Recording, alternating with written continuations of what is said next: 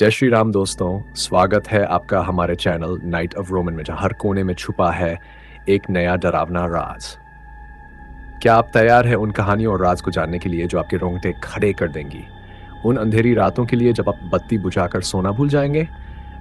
यहाँ हम आपको ले चलेंगे ऐसे स्थानों पर जहाँ आज भी गूंजती है भूतों की सिसकियाँ और जिन्नों की कहानियाँ। तो आइए शुरू करते हैं आज की कहानी। एक बार की बात है, एक छोटा गांव था जिसका नाम रामपुर था। ये गांव पहाड़ियों के बीच बसा हुआ था और चारों ओर घने जंगल के बीच घिरा हुआ था। इस गांव में एक पुरानी व सुनसान हवेली थी जिसे लोग भूतिया हवेली कहते थे। इस हवेली के बारे में कई कहानियां प्रचलित थी, लेकिन कोई भी सच्चाई नहीं जानता था। एक दिन गांव के चार दोस्तों राहुल, सुनील, पायल और नेहा ने इस हवेली की सच्चाई जानने का फैसला किया। वे चारों बहुत साहसी थे और भूत प्रेत की कहानियों में विश्वास नहीं करते थे। उन्होंने तय किया कि वे रात को हवेली में जाकर रहस्य का पर्दा उठाएंगे। रात का समय था।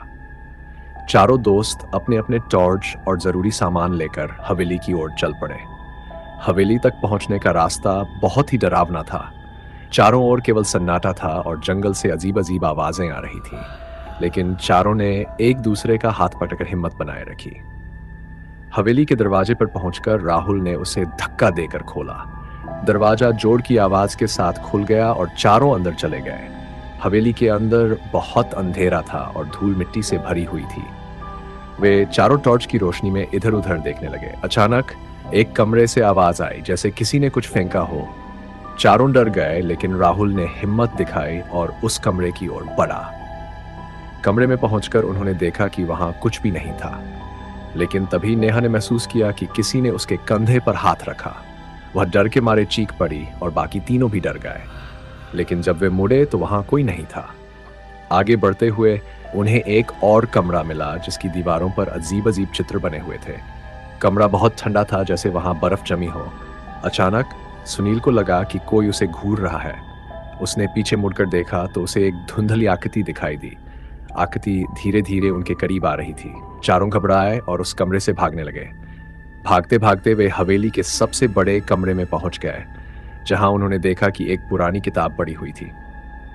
किताब खोलते ही उन्होंने पाया कि यह हवेली एक तांत्रिक की थी जो काले जादू का प्रयोग करता था। गांव वालों ने उसे मार दिया था, लेकिन उसकी आत्मा अब भी हवेली में भटक रही थी। जैसे ही उन्होंने किताब बंद की, चारों ने महसूस किया कि हवेली हिलने लगी है। दीवारों से आवाजें आ रही थीं और हवेली की छत गिरने लगी थी।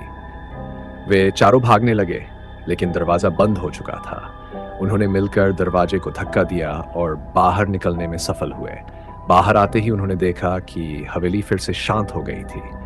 चारों दोस्तों ने समझ लिया कि कुछ रहस्यों को छेड़ना नहीं चाहिए। उन्होंने गांव वालों को सच्चाई बताई और सबने मिलकर फैसला किया कि हवेली को हमेशा के लिए बंद कर दिया जाए। उस रात के बाद कोई भी उस हवेली के पास नहीं गया और गांव में फिर कभी ऐसी घटना नहीं घटी। तो दोस्तों, ये थी आज की कहानी।